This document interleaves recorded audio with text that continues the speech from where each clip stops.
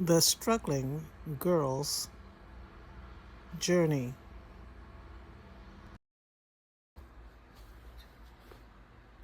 Imagine a young woman sitting alone at her kitchen table. Across from her on the counter sits a bottle of liquor. It waits for her, almost as though it's calling her name, inviting her to drown her sorrows one more time. The urge is overwhelming, but she doesn't want to give in. Someone very special will be coming home soon, someone she loves deeply. She doesn't want that person to discover the battle she has been fighting in secret. There is another person she loves just as much, someone who believes everything is fine. They have no idea that the bottle on the counter has become such a powerful presence in her life. They don't see the struggle that takes place long before the first drink is ever poured.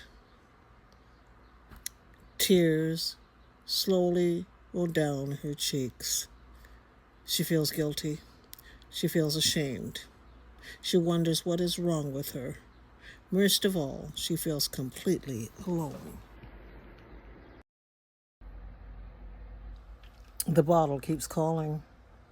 Will she take the drink she already knows will bring no peace? Will today be the day that someone she loves discovers the truth? She knows that every time she gives in, she pays a price.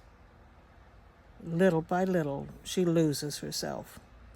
Little by little, she loses the trust of those she loves. Little by little, she becomes unable to function. She is afraid. Afraid to admit she's afraid. Afraid that people won't understand. Afraid she won't be able to stop. Afraid she'll never become the person she longs to be. Because of that fear, she doesn't know how to reach out and allow someone to help lift her up.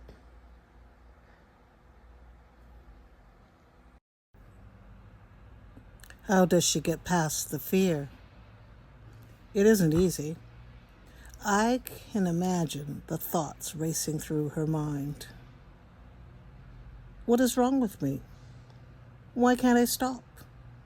Nobody understands me. No one hears me. I can't let anybody know. I'm drowning and I don't know how to stop sinking. Maybe tomorrow will be different. The thoughts go around and around like a broken record, growing louder each day. She knows if she gives in and takes that drink, she already knows where it will lead. Will this be the day her child loses faith in her? Will this be the day her grandmother and best friend gives up on her? Will her friends slowly disappear? And if they do, who will she have left? She has become an expert in pretending she's happy, pretending she's coping, pretending she's living. But the truth is, she isn't living. She's just surviving.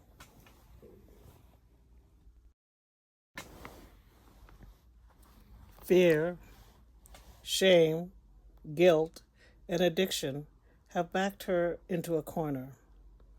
Fear tells her people will judge her. Shame tells her she has become someone she never wanted to be. Guilt whispers that everything happening is her fault. She begins to believe she deserves this struggle because of the choices she has made.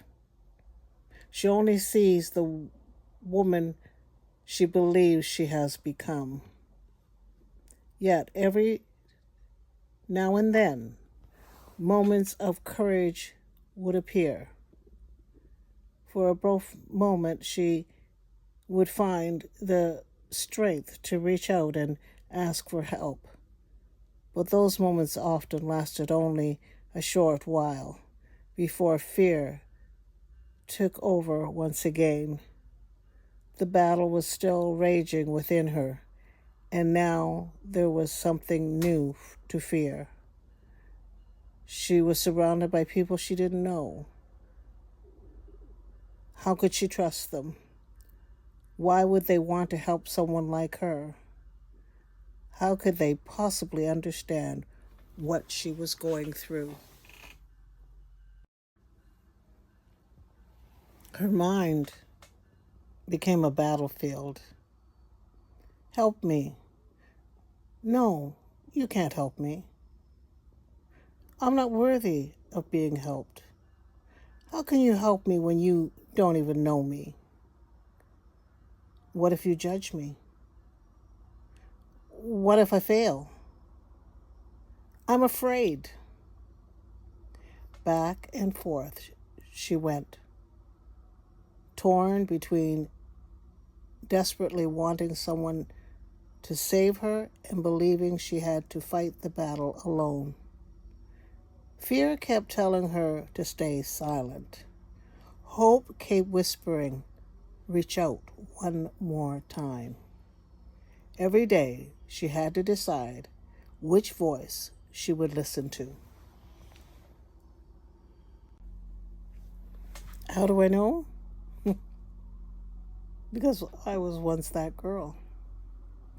I know what it feels like to hide behind a smile while falling apart inside.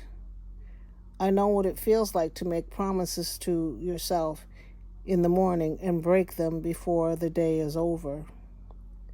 I know what it feels like to wonder if life will ever be different. Then something happened that forced me to look honestly at where my life was heading. I was in the company of 3 other women. We were all in our 50s, and although none of us would admit that we were struggling with addictions, we were all indulging far more than we should have been. As time went on, each of those women lost her home. Watching their lives unravel shook me to my core. My first thought was, oh no, I'm not going there. I could not picture myself living in a park. I could not picture myself becoming so defeated, so overwhelmed that I would simply give up on myself.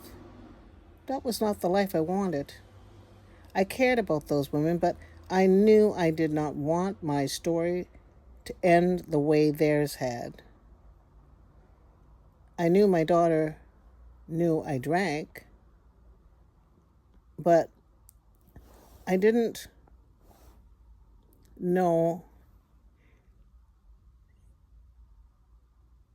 if she truly understood how serious my struggle had become. Despite my addiction, I was doing everything I could to keep a roof over our heads, put food on the table, and make sure we had what we needed. The thought of losing all of that, the thought of pulling the foundation out from under both our feet, that was something I simply could not fathom. I still had my daughter at home.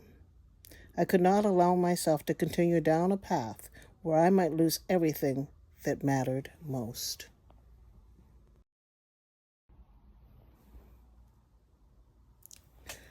For the first time, I stopped telling myself that everything would somehow work itself out. For the first time, I admitted that I couldn't do this on my own. I finally found the courage to reach out for help. Between fear and a hangover, I vaguely remember walking into the office of a young woman who counseled women struggling with addiction. Week after week, I met with her. Slowly, I began to trust her enough to share my story and allow her to guide me.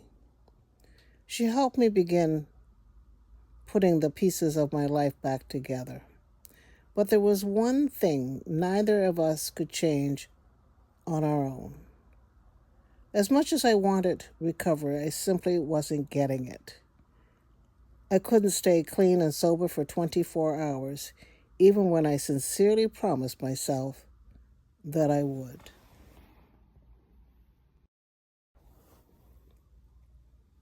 That was when she gently guided me into the rooms of recovery. Looking back now, I realize that she didn't rescue me. She simply showed me where hope could be found. That was the beginning. It wasn't the end of my struggle, but it was the beginning of my recovery.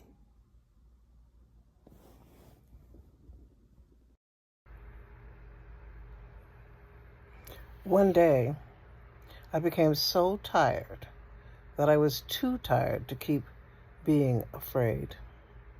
After finally finding the courage to let others help me, I stopped trying to do it alone because I finally realized that I couldn't. Was I afraid to ask for help? Yes, but it was a different kind of fear. It was the fear of wondering if I would survive if I didn't.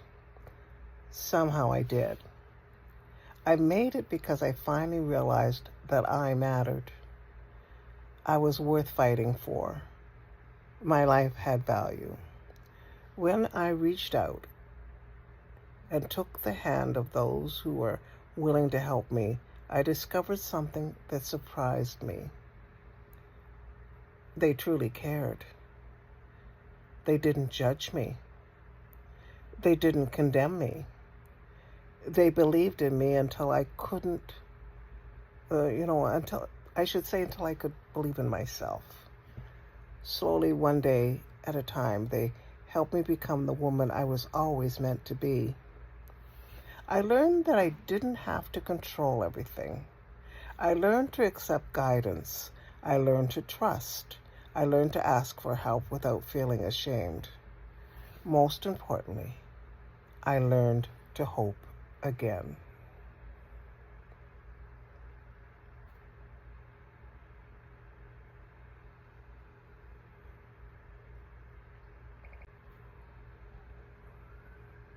Recovery didn't simply take alcohol out of my life. It gave me my life back. I learned to laugh again. I learned to live instead of merely survive.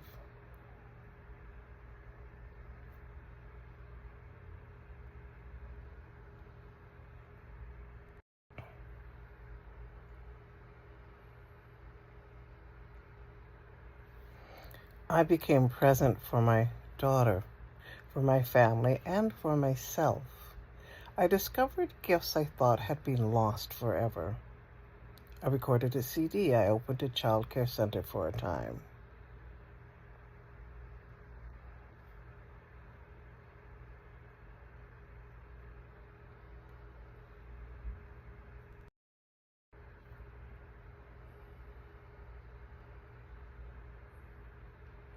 I returned to my love of writing.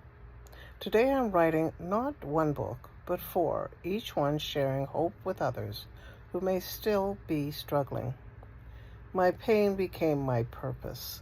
My recovery became a gift that I could share. Today, whenever I see someone sitting where I once sat, I see myself. I understand her struggle. I recognize her fear. I feel her pain. So I pray for her.